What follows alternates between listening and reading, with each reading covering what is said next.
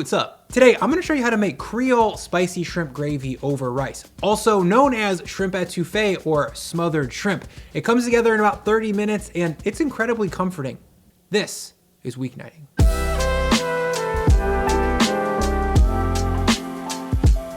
To get started, I'm gonna peel some shrimp. I've got 1.5 pounds of shell on U12 wild Gulf shrimp here, and to peel them, I'm gonna use some kitchen scissors and cut them down the back. Once I've got the back part cut open, as you can see, there's a little poop thing in there.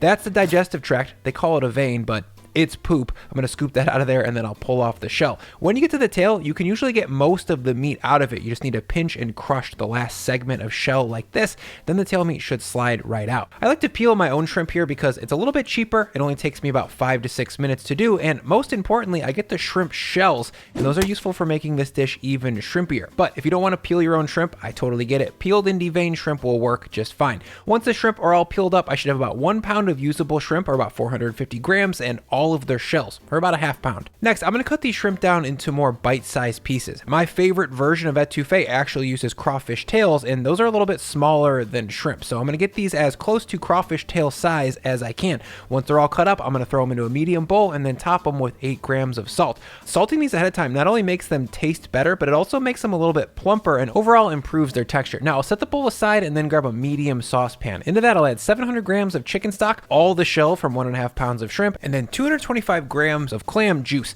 If you haven't cooked with it before, clam juice brings an unmistakable briny ocean flavor to seafood dishes, and it's way better than store-bought seafood stock. Now, once everything's in the pot, I'll drop it on the back of my stove to make a really quick shrimp stock while I cook everything else.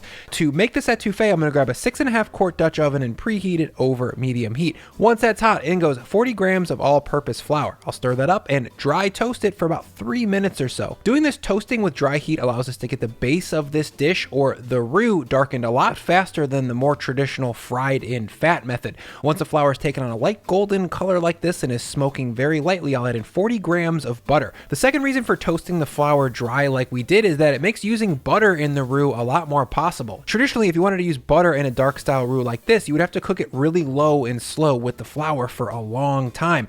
Burning the butter there would be a real risk, so instead most people end up using oil, which is a lot less flavorful. Once the roux is just past the color of peanut butter and smelling toasty like this, I'll add in 150 grams of diced onions, 100 grams of diced celery, 150 grams of diced red bell peppers, and 20 grams of minced garlic. So I think some people might get hot and bothered that I'm using red bell instead of green bell pepper in my Trinity base here, but I think the subtle sweetness of a red bell pepper serves shellfish a lot better than green bell pepper. Plus, I think red bells just taste better overall, and I almost always have them in my fridge. Let me know in the comments what you guys think of red bell pepper in the Trinity. Is it a crime to skip the green? I gotta know. Once everything's in the pot, I'll give these veggies 2 strong pinches of salt, and then I'll fry them in the darkened roux for 3 to 4 minutes over medium-high heat, or until the veggies are just starting to get soft. The moisture from the veg here should stop the roux from getting much darker, by the way. Next in is 30 grams of tomato paste, 5 grams of paprika, and 1 gram of cayenne pepper. Feel free to throttle the cayenne up or down depending on how much of a chili head tough guy you are. 1 gram of cayenne for me makes it like a 5 spicy out of 10. Once everything's all stirred up to combine, I'm going to let this fry for another minute or so until that canned tinny edge of the tomato paste is cooked off and everything is starting to glaze up the bottom of the pot like this. Now I'm going to add in one more vegetable that is not traditional like at all. That's 75 grams of chopped greens, in this case lacinato kale. For weeknight meals, I generally like to get some kind of green vegetable into the mix for, you know, health, whether that's spinach in my pad caprao or kale on my vegan nachos. Bry likes his nutrient-dense cruciferous veggies. You guys, feel free to use green beans instead of kale here, or okra would be a fun and more appropriately Cajun vegetable. Now I'm going to stir that kale in to get it cooked down a little bit for maybe a minute or so, and also if the tomato paste and vegetables look like they're getting overly stuck on the bottom of the pot, just make sure to scrape those up so they don't burn. Okay, time to add the liquid. My chicken stock clam juice is now properly infused with a deep shrimpiness thanks to all my scrap shrimp shells. And now using a strainer, I'm going to pour about 2 cups or so right into the base and then immediately stir that to thicken it up. If you add too much liquid into a roux at once, you generally get lumpiness. This is going to thicken almost immediately, and once it is, I'll strain in the rest. If you opted to use pre-peeled shrimp, obviously you won't have to strain anything. You can use room temperature chicken stock and room temp clam juice. You'll notice that as this etouffee comes up to a full simmer, it'll start to get thicker, but it's not overly thick. In my opinion, shrimp etouffee shouldn't be gloppy or heavy, but should be just thick enough to coat the veggies and the shrimp and fully saturate the rice. Once everything's boiling and stirred up to combine, I'll lower the heat to medium-low and cook this for about 15 minutes so the vegetables can get nice and tender and a little bit of the liquid can evaporate off. While that cooks, I'll get some rice cooking. To do that, into my rice cooker, I'll combine 300 grams of well-rinsed Thai jasmine rice, 400 grams of water, 8 grams of salt, and a big cube of butter, or about 30 to 40 grams. I'll pop the top on, press the button, and thank the sponsor of this video, Shaker & Spoon.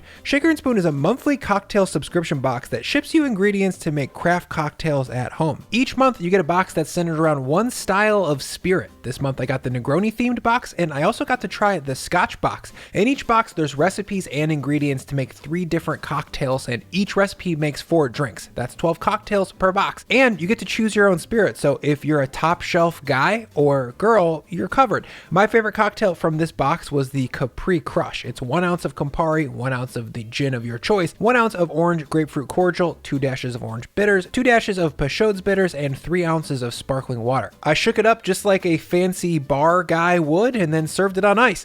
I love this drink. It was bright, in balance, perfectly bitter, and botanical. Everything but the gin and the Campari came in the box, so it was super easy. So to give Shaker & Spoon a try, click the link in my description and use code Brian at checkout, or go to shakerandspoon.com/Brian to get $20 off your first order. A cocktail box makes a great gift, or it's just a fun way to treat yourself on a Friday night. The link is in my description. Get $20 off fun craft cocktails delivered to your door.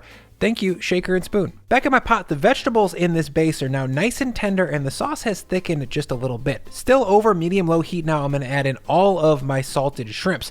I'll come back and stir those in, and I'll mention that the shrimp are just one protein option for this dish. You could also use chicken thighs or a combination of, say, andouille sausage and crawfish tails, or catfish would be fun, and I'm sure you're not eating enough catfish, you guys. Now, I'll let this come back to a very gentle simmer, and I'll stir it a few times throughout the cooking to make sure that the shrimp are getting evenly heated. After 4 to 5 minutes, they should be plump but tender and cooked all the way through. The last and probably most important step for any dish, but particularly soups and stews, is to give it a thoughtful taste for seasoning. This is bland until proven otherwise. After I taste it, I think it needs 2 strong pinches of salt at least. I'll stir that to combine and then give it one last taste to make sure it's worthy. And yes, that's very good and very shrimpy. Now, let's plate this up. The first thing down is going to be 2 large spoonfuls of fluffy, tender jasmine rice. Behind that, I'll ladle in maybe 8 to 12 ounces of etouffee, however much you require to be happy and full, basically. And there we go. Look, I'm not from Louisiana, and whether this is a traditional etouffee or not, I don't know, but what I do know is that this dish is fun, full of life, and very delicious. It's a touch spicy, it's briny and sweet from the shrimp, and it's really comforting. The rice gets all saturated with the toasty, savory shrimp gravy, the vegetables are all super tender, and the shrimp itself is a pure delight. Shrimp is dope. I really hope you try this one soon. Let's eat this thing.